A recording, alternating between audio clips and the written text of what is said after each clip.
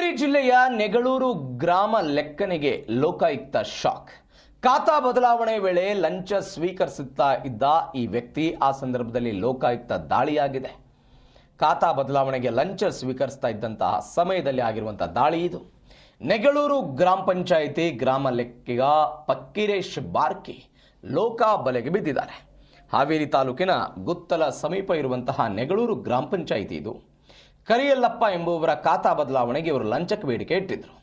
ಪಿತ್ರಾರ್ಜಿತ ಆಸ್ತಿಯನ್ನು ವರ್ಗಾವಣೆ ಮಾಡೋದಕ್ಕೆ ಇವರು ಲಂಚಕ್ಕೆ ಬೇಡಿಕೆ ಇಟ್ಟಿದ್ರು. 63,000 ರೂಪಾಯಿ ಬೇಡಿಕೆ ಇಟ್ಟು ಈ ಕೆಲಸವನ್ನು ಮಾಡಿಕೊಳ್ಳೋದಕ್ಕೆ ಫಕ್ಕೀರೇಶ್ ಬಾರ್ಕಿ ಅವರು ಮುಂದಾಗಿದ್ದರಂತೆ.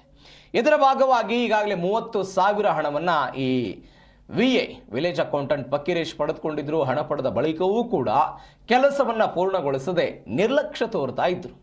ಪುನಃ 30,000 ರೂಪಾಯಿ ಹಣಕ್ಕಾಗಿ ಅವರು ವಿಲೇಜ್ ಅಕೌಂಟೆಂಟ್ ಫಕ್ಕೀರೇಶ್ ಬೇಡಿಕೆ ಇಟ್ಟಿದ್ರು.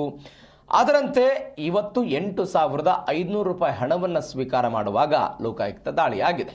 ಕಚೇರಿಯಲ್ಲಿ ಹಣವನ್ನು ಪಡಿತಾ ಇದ್ದಾಗ ರೆಡ್ ಹ್ಯಾಂಡ್ ಆಗಿ ಲಾಕ್ ಆಗಿದ್ದಾರೆ. ಸದ್ಯ ಗ್ರಾಮ ಲೆಕ್ಕಿಗ ಫಕ್ಕೀರೇಶ್ನನ್ನ ವಿಚಾರಣೆಗಾಗಿ ವಶಕ್ಕೆ ಪಡೆದಿದೆ ಲೋಕ. MS ಕೌಲಾಪುರಿ ನೇತೃತ್ವದಲ್ಲಿ ದಾಳಿಯಾಗಿದೆ.